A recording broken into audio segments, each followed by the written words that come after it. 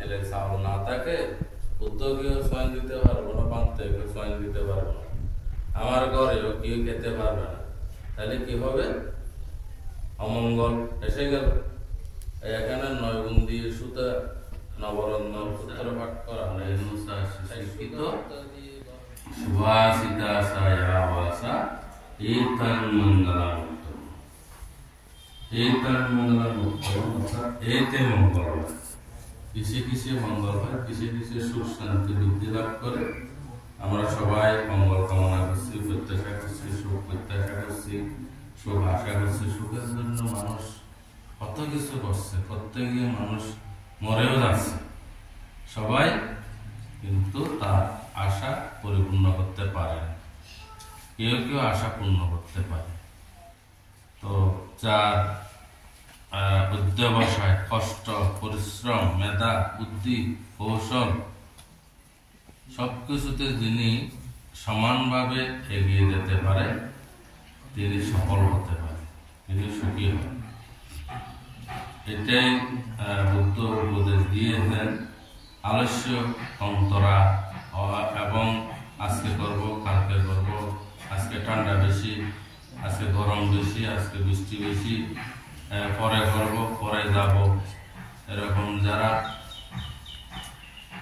অলস, নিষ্কর্ম এবং বুদ্ধিহীনতা, তারা কখনো কিছু তেমন অর্জন করতে পারে, যেটাকে বুদ্ধ ইচ্ছ হারামি বলে।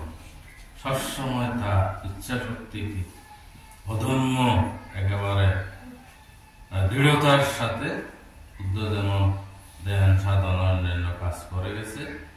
তাই দায়িকাদেরও ঠিক বলেছেন যে শিক্ষানসা একটা বলেছে সুশিক্ষিত হওয়ার জন্য, শিক্ষিত যারা হয়েছে তারাও সুখ ভোগ করছেন। এটা বুদ্ধ 2500 বছর আগে বলেছেন ভিক্ষু সম্প্রদায় ত্যাগের উদ্দেশ্যে।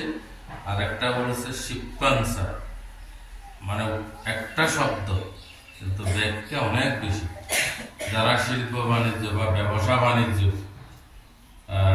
যারা কৃষিকাজ থেকে শুরু করে ছোট বড়, যারা কর্মঠ হয়ে সেটা করে এবং অর্থ উপার্জন করে, সাশ্রয় করে, ব্যয় করে, সাশ্রয় করে, দান ধর্ম করে, ভবিষ্যৎ আমার সংসারকে স্বাবলম্বী করার জন্য, বাড়িঘর নির্মাণের জন্য এবং নানানভাবে যেন আমার উন্নতি সাধন হয়, যারা এরকম চিন্তা করে তারা কিন্তু সফল হতে পারে।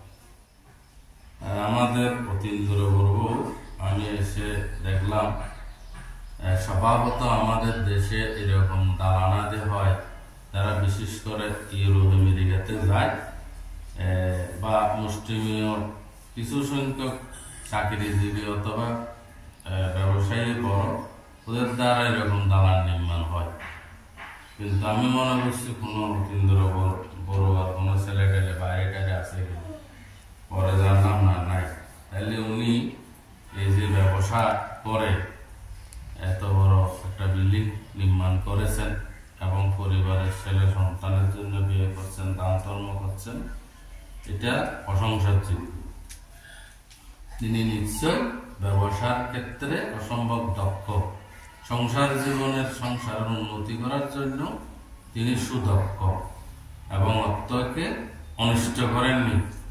তিনি যথাসাধ্য যা খাওয়ার খেয়েছেন, খরচ করেছেন, অবশিষ্ট অস্ত্র তিনি জমাতে জেনেছেন এবং এগুলি নিয়ে আজকে তার চিন্তা ভাবনা পরিশ্রম কারণে